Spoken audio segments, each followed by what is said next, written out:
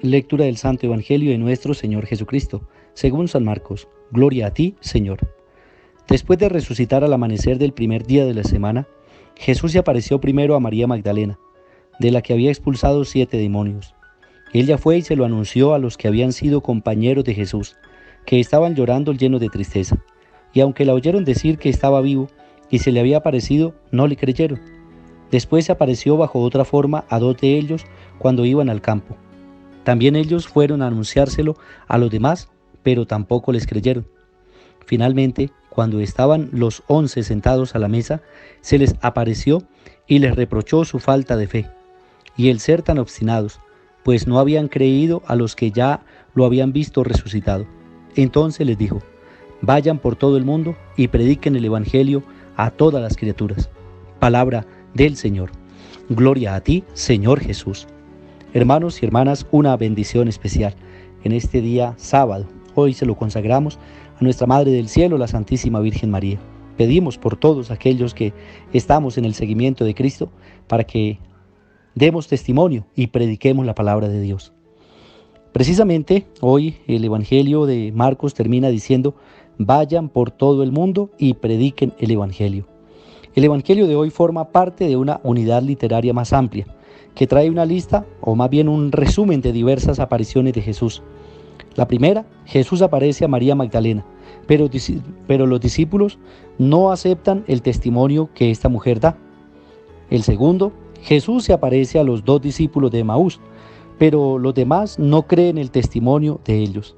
El tercero, Jesús aparece a los 11 y critica la falta de fe y les ordena que anuncien la buena nueva a todos. Y el cuarto, Jesús sube al cielo y sigue cooperando con los discípulos.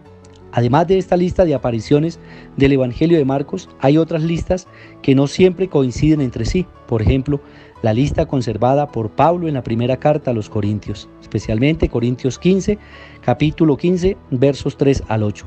Es bien diferente. Esta variedad muestra que inicialmente los cristianos no se preocupaban de probar la resurrección por medio de apariciones. Para ellos la fe en la resurrección era tan evidente y tan vivida que no había necesidad de pruebas. Las comunidades, al existir en medio de aquel imperio inmenso, eran una prueba viva de la resurrección. Las listas de las apariciones empiezan a aparecer más tarde en la segunda generación para rebatir las críticas de los adversarios. Jesús aparece a María Magdalena, pero los otros discípulos no creen en ella. Jesús aparece primero a María Magdalena. Ella fue a anunciarlo a los demás.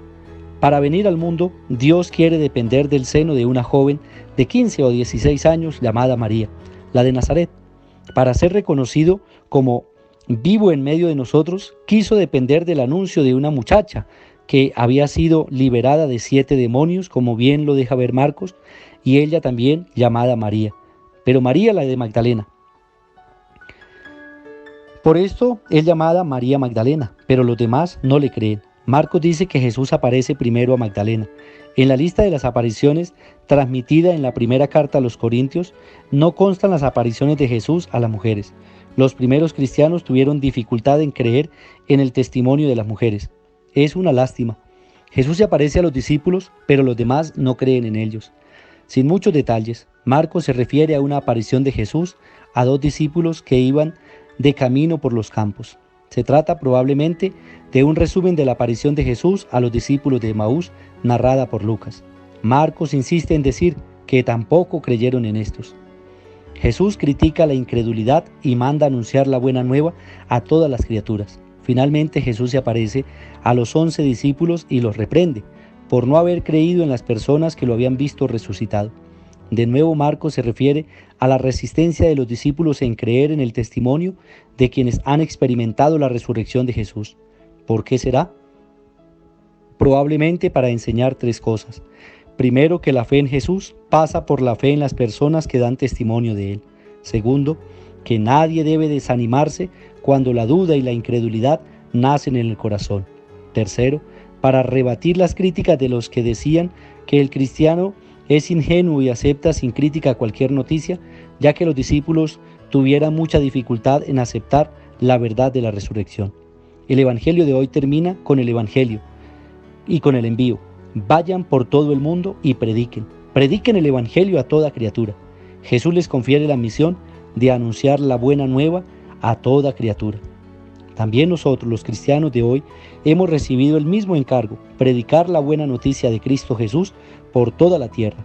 Es posible que en alguna etapa de nuestra vida tengamos dificultades en nuestra propia fe.